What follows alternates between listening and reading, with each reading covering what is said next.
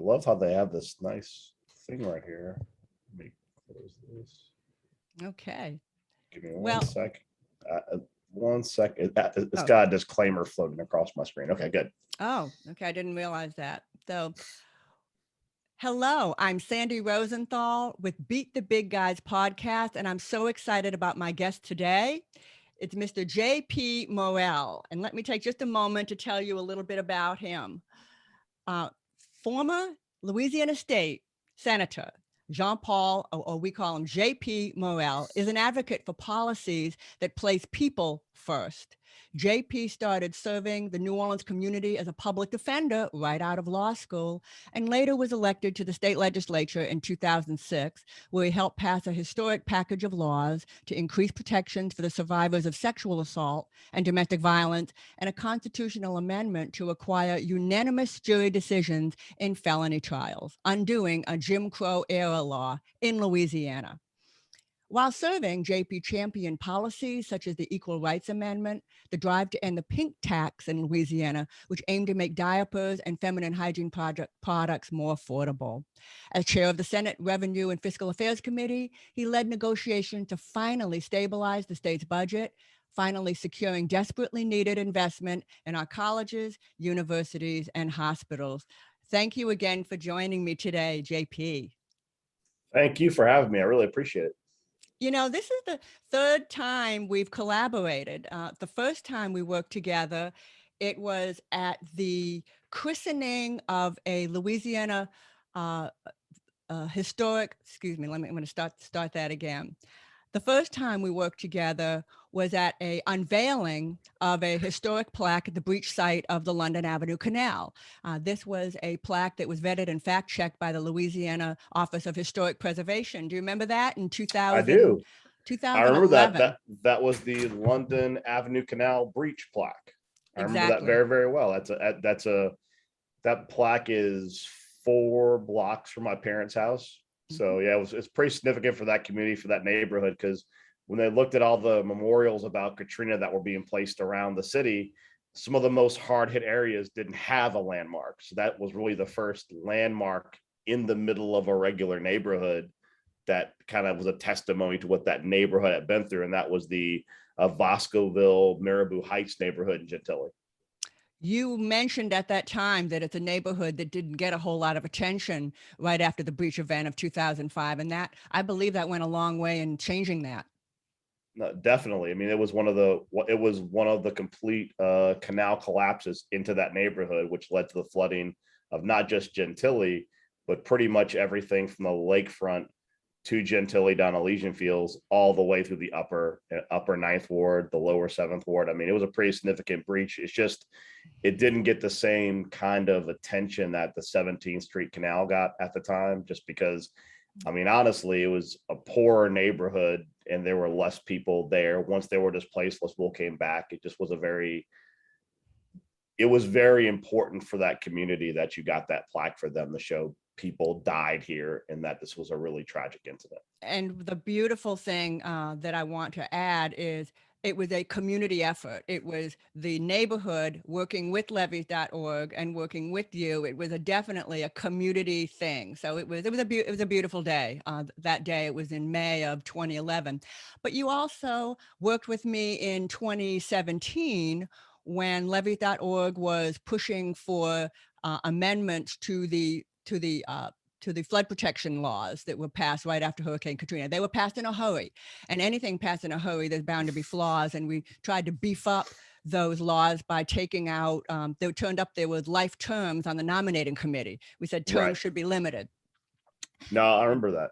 It was really important because, as you said, like one of my colleagues said that Danny Martini used to always say a bad bill passes quickly, a good bill takes a couple of times, and that was a good bill, but it needed a couple of revisions just because, like you said, we were literally underwater in 2005.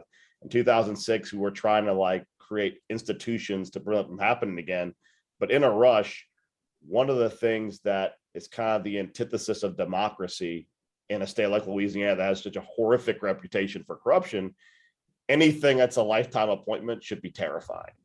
And I think that for the most part, we had a little bit of pushback, but no one could really logically argue against what levies.org was doing, which is that we need to make sure that everybody's held to account, everything is transparent, and every process shows that we're being very intentional in maintaining that transparency, because levees are so essential to the future of southern Louisiana as a whole, but New Orleans in particular, because without our levees, New Orleans ceases to exist. I mean, it's below sea level.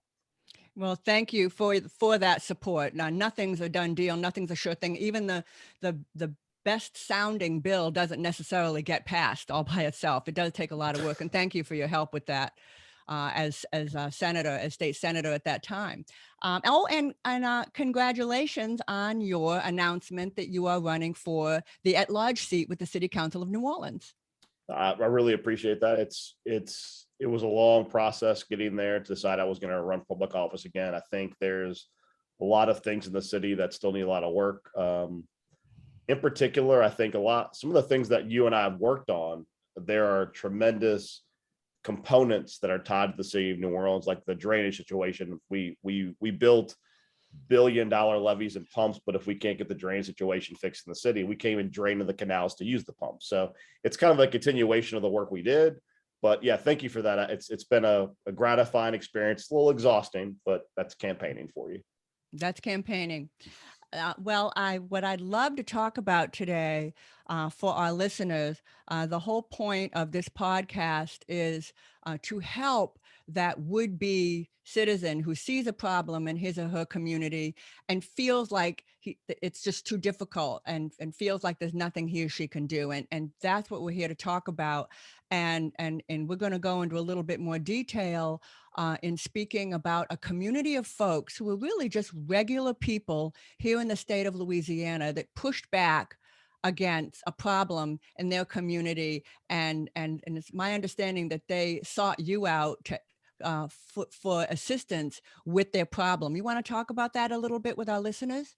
Sure. So in 2012 and 2014, we had a couple of issues, particularly in the lower Ninth Ward and the upper Ninth Ward, in regarding lead remediation. So this was a time period in which there was kind of a public outcry that, as people, for years, people had poorly remediated homes that had lead paint. Basically, in those areas that have a lot of historic homes, as people were trying to take the lead paint off, the local government was skirting the requirement to dispose of lead paint, which is a highly hazardous carcinogen that not only causes cancer, but has been linked to autism in kids. It's just not a great thing. And after Katrina, when the waters flooded those areas, a lot of the lead seeped into the soil, and then people got back to doing that same remediation. And so there was a group, people came together called a community voice. These are all everyday people. I mean, these are not lobbyists. These are just community activists who got together and they said, Senator Morrell, we're really scared because in our community, we see these contractors. We know what the law is regarding lead paint. You got to lay these tarps out when you're sanding. You got to wear a mask and a full suit. And we see some contractors out there with some guys with like a sandpaper, and they're just scraping this stuff off. It's going on the air. It's going on our ground. Our kids, our playgrounds are getting contaminated with it. What can we do? And they said, on top of that, at the time, there were a couple of school sites that were in the midst of remediation to come back as new schools. And they were doing haphazard lead remediation there as well, which was seeping into the playgrounds next to the school. So these group of people came together and said, listen, Senator, can you please do something about this? Let's work with you. And we began the process of navigating regulations for lead paint in Louisiana, in the city of New Orleans, and putting together a couple of ideas on how we could impact it in a positive way. The two ideas we came up with, the first one was setting lead policy as to when daycares and schools are being remediated when lead is present. So we changed the law there to put a pretty bullish teeth in there, as far as like Department of Health and Hospitals involved, Department of Children's Services, Department of Education, everybody's involved in making sure as you remediate these buildings where children are going to be, lead is actually being regulated. The other issue, which hadn't happened ever, was to really force local governments to publicize what the requirements are, to let the public know what their expectations should be regarding lead remediation, so that the public could report when contractors weren't doing it properly. Because though these activists knew what should be happening, they knew from talking to their neighbors, because it's been done wrong for so long. Most were like, oh, they're scraping off paint. And it's like, no, no, no. They're basically dumping toxic waste into your yard, and it's going to seep into your ground and cause problems. So those were the two issues we tackled. And this group was fantastic. I mean, when I talk about old school activists, these are the kind of people that today that still pop in on their calls.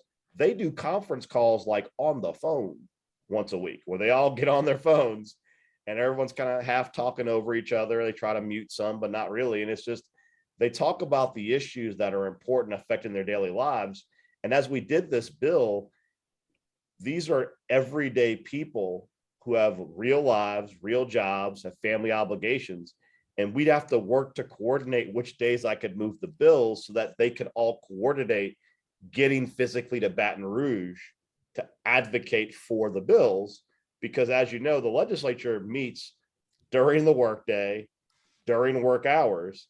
And when everyday people are trying to have a point on an issue, it's really a situation that's very hostile to the average person being able to get engaged. And in addition to that, JP, not only is it the time of day difficult, but you often don't know till a day in advance that a bill is going to be heard, and that the citizens need to come in and fill out their cards to speak up. A day, maybe 2 days at most. No, I mean, honestly, until it used to be actually worse than that. We passed a law, I want to say about 6 years ago, that made it impossible across the state to change your agendas less than 24 hours in advance. Because it used to be back in the day, you could change the agenda the day of. So you could not know about an issue. This was not just at the legislature, but throughout the entire state, city councils, police juries, they would meet and just add things to the agenda. And it could be like a zoning issue. It could be a regulatory issue that's really important to a community. And they would not even have 24 hours notice. So we passed a bill years ago. And I can tell you, governmental agencies lost their minds over this. So like, wait, 24 hours? We're like, no. And I thought 24 hours wasn't enough. But I mean, the fact that there was such visceral recoil from the idea of 24 hours kind of told you in itself, the process is really kind of rigged against the little guy, because unless you've got active neighbors or you yourself are going to refresh that website every day, 24 hours before the start of the meeting, you're not going to know what's going to be on the agenda. But to your point, like, that's why it's so important. There's really two different things to consider when you're talking about interacting with the legislature as an average Joe. One is, are you proactively pushing legislation? Because if you've got a friendly author, and a community voice was fantastic in that they knew what they wanted to do. They reached out to everyone in the New Orleans delegation. They picked who they thought was the best person to achieve it. And then we just coordinated everything. And then as a friendly author, I was more than open to saying, no, we won't go this week because no one can get off. We'll go the next week. So that's a difficult process, but it's not insurmountable, because as long as you've got legislators who will work with you, average Joes can change things. I mean, many of the bills that I have that deal with stuff originated with somebody just calling my office and saying, hey, do you know this thing was a thing? So on the other hand, if you're fighting a bill, the process gets very fraught for the average person, because typically you're dealing with lobbyists who are paid lobbyists who are in Baton Rouge 24/7. Their job is to befriend and work with legislators. And the process itself is not really established to be friendly to a person who has another vocation. I remember, and this is going to sound really bizarre, Sandy, and I'm sure your viewers are going to kind of twitch their head over it. I was the individual that required that the witness cards in the House of Representatives have an oath on the back to sign to say that you're not going to lie. And then I was the person in the Senate that went out to the Senate. I did the same rule, having the back of the oath card say you testify under penalty of perjury. And it was amazing to me in that 3-year period of me doing that, how many fewer paid lobbyists came to the table. Wow. Now that's And I mean, a picture's worth a that's thousand words. positive words, right? I mean, but to that point, the deck is very squarely stacked against an individual. It is. What But would but what I would say is success is found when you don't tackle an issue as an individual. And the community voice is a great example. Get a group of people together.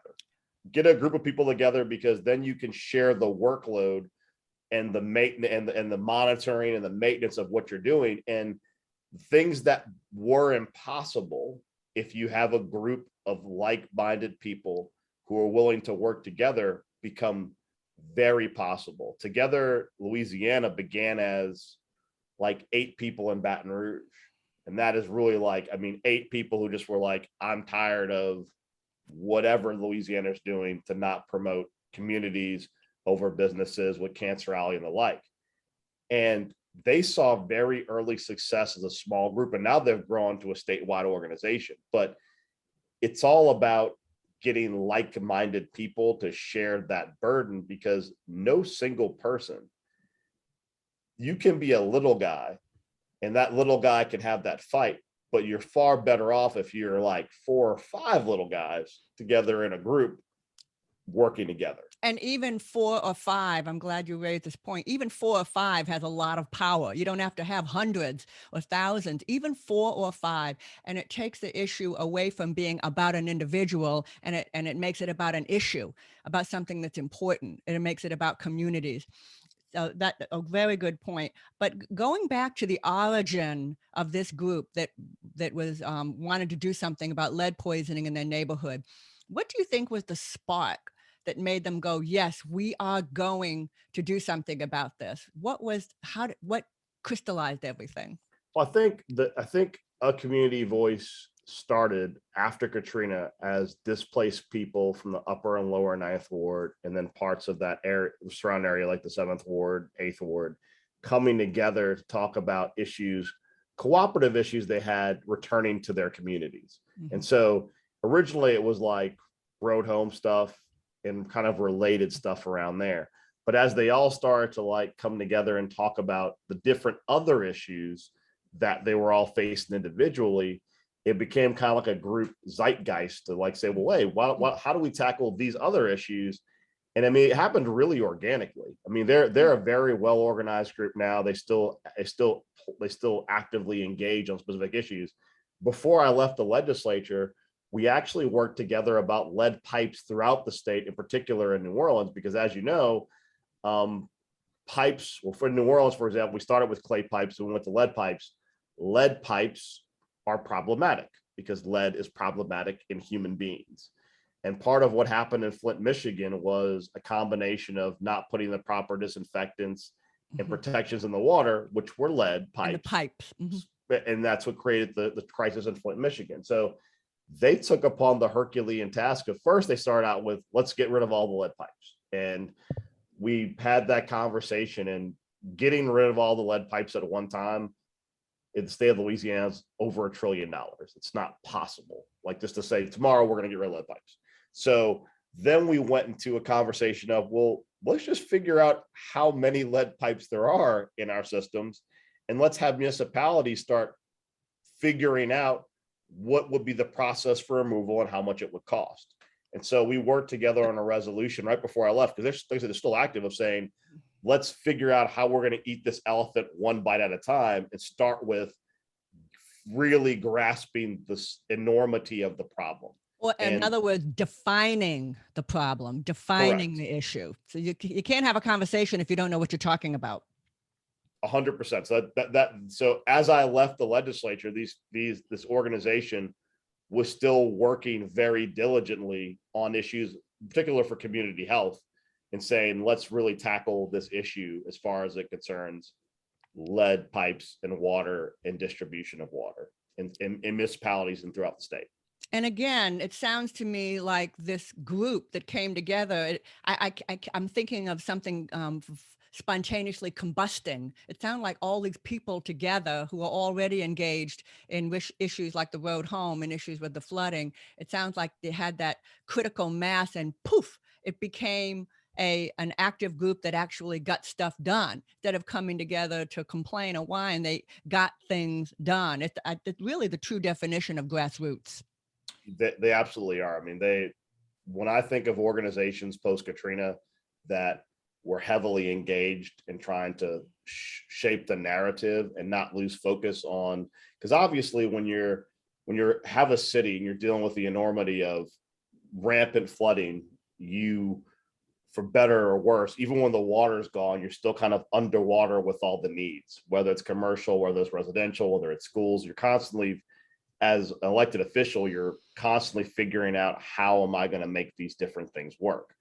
And what was really interesting and what was really helpful with groups like a Community Voices, because they were grassroots and never lost sight of how things were affecting real people, they did a tremendous amount of reminding people in power that these are specific things that are affecting the lives of the people you represent, beyond the big issues. Like housing's a big issue, jobs are a big issue, and those are issues we have to tackle. But lead in your lawn, when you've got a 5-year-old who's going to eat some dirt, that's also a big issue, and you can't ignore the little issues because you have the bigger issues.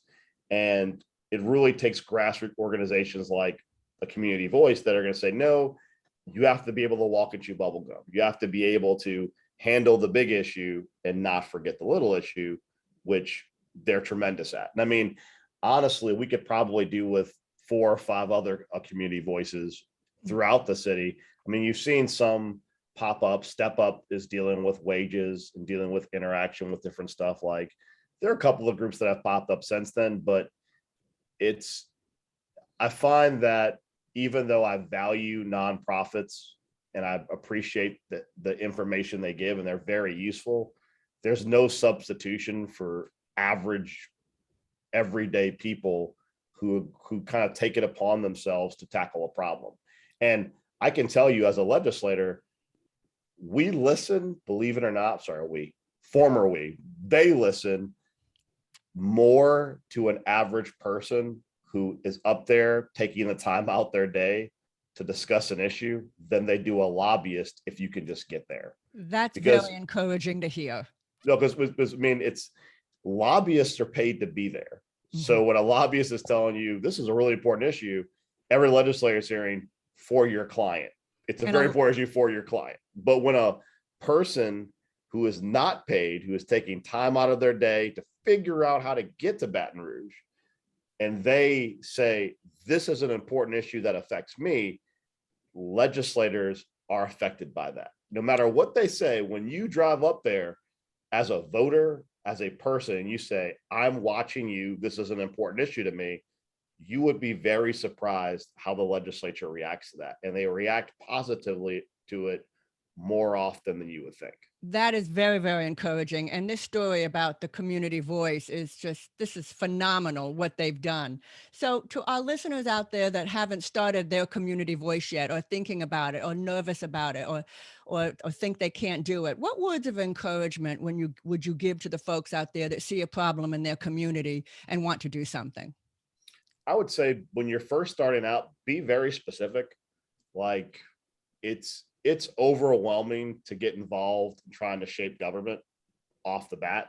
So if you've got a small group of people and you decide that there's an issue that's important enough that you want to galvanize around it, pick a specific issue with a specific solution, mm-hmm. and then reach out to a legislator to be your champion, to champion the issue. Because I'll tell you, it's much easier to control or guide an issue from the driver's seat rather than continually just reacting to issues. From levees.org, you guys were a leader on the levy issue.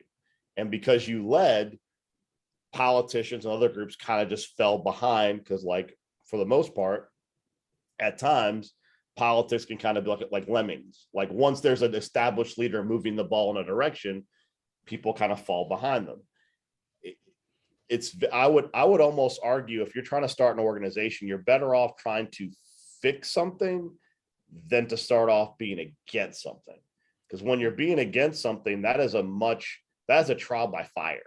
I mean, together Together Baton Rouge, which became Together Louisiana, they started out from that position, and they found success eventually. And they're also a very popular and great organization, but it's easier to start with the idea of fixing something than it is to start stopping something. Now, mind you, I'm not saying if there's some issue up there that's awful and you feel the need to get together to fight it, do so.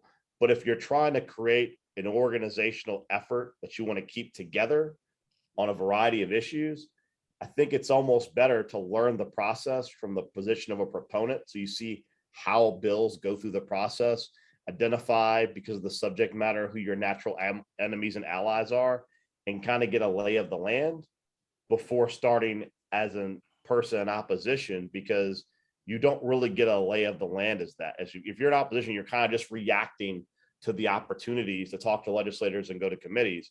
If you're guiding a bill through the process, especially, let's say, for example, you are someone who is very concerned with athletic opportunities for kids who are homeschooled. I'll give you examples off the top of my head. That's something you want to be you're passionate about homeschooling kids, and you want to deal with something with sports opportunities. It's better to have a bill on that subject matter you care about, have an author offer that, go through the drafting process, go through the education committee in the House, go through a floor vote. If you're successful, go to the Senate Education Committee, floor of the Senate, because through that process, you will identify all the different groups that care about your issue and have your first interaction with them driving the bus. And then if down the line something comes up that you're opposed to or you have concerns about, you already know who your natural allies and enemies are. You already know which legislators are knowledgeable on the issue and will be a problem or will be an ally. And that just makes for a better learning curve, in my opinion. That's how I would start out if I were doing an organized group. So to recap, it is easier to fix something than to completely stop it. And does that also mean there may be some negotiation involved? Fixing that might be negotiation. Right. And I mean, that's part of the process of figuring out who the players are. Because when you have a bill, I mean, anyone who's seen Schoolhouse Rocks and how a bill becomes a law in the process, and tire turning into like 17 tires and then end up being a half a tire, like it's a very fraught process for someone to go through. And like I said, the first thing you're going to find with your bill, that your idea to solve things, is 10 people are going to say it's the worst idea ever, you should never do it. And 10 are going to say it's the best idea ever. And then suddenly you're in a room as a leader trying to figure out what things you want to change to appease this group, what things you want to keep to appease this group. And that whole process is a really exciting learning process to figure out who all these people even are, because when you started out, you didn't know any of them. You just had an idea. So, I mean, it's an easier way to learn the process, in my opinion. And I think that's something everyone should kind of exercise, because government is there because you empower it as a citizen. Government is there to do things because you've decided to be, as a voter, to empower legislators or a governor or whoever to advocate on your behalf. It's always interesting to see how your legislators are going to advocate for you. Absolutely. Is there anything you'd like to add, JP? No, I mean, this has been a great time. I've loved working just for the podcast medium out there. I've loved working with Sandy. She's fantastic. I would argue that we would not have the robust levee protection we have in southeastern Louisiana without advocates like Sandy. And she started off like you guys. She was just someone who was like, post Katrina, I don't want to live in Venice. Started out just me and my 15-year-old son. Yes. And I mean, so nothing is impossible as long as you have drive, as long as you have commitment, and as long as you have patience. Because as Sandy can tell you, and you'll see throughout the series, patience is significantly required, because at times government can both be a big brother and also a really annoying like toddler, in that it can be very responsive or it can be very stubborn. And patience is a virtue, and sometimes it's required to wear down government to do the right thing, which Sandy is a veteran at. So I've we enjoyed might being on this podcast. we may have to have an entire episode devoted to patience, but in a nutshell, things always take a little longer than you think they will and a little harder than you think they will, and you just have to accept that, and you do that with patience. Well, thank you again, JP Morrell, for joining me, and I hope all of you enjoyed this episode. Make sure to subscribe, rate, and review this podcast on all of your favorite platforms, and remember, no matter who you are, you can beat the big guys. Okay. All right. Thank you so much. I'm going to stop the recording.